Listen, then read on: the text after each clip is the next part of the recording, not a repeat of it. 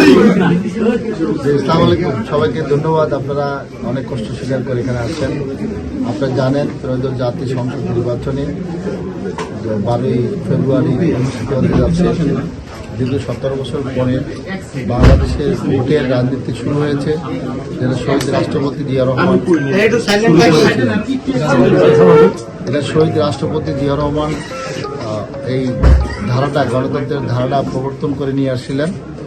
তারই ধারাবাহিকতা দেশনেত্রী বেগম খালেদা জিয়া, আমাদের প্রিয় নেতা জনাব তারেক রহমানের নেতৃত্বে গত 17 বছরের গণতান্ত্রিক আন্দোলনের জন্য যেই পথ আমরা অতিক্রম করেছি, এই পথটা ছিল অসম্ভব সংকটাপন্ন এবং এই পথটা ছিল অসম্ভব, আমি বলবো অসম্ভব।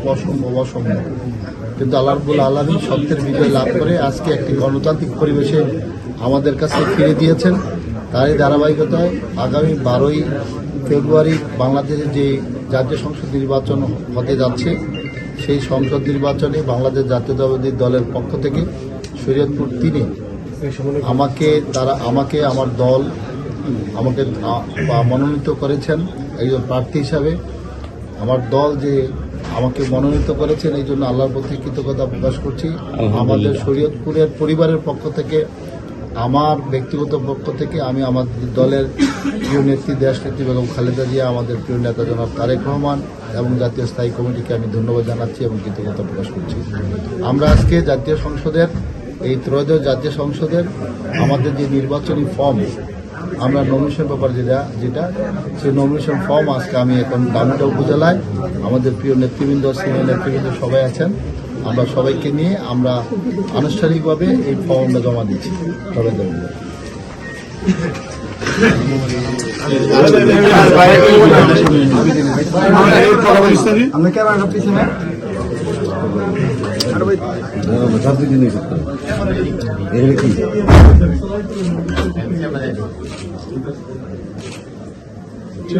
ভাই মাথাটা একটু সতন না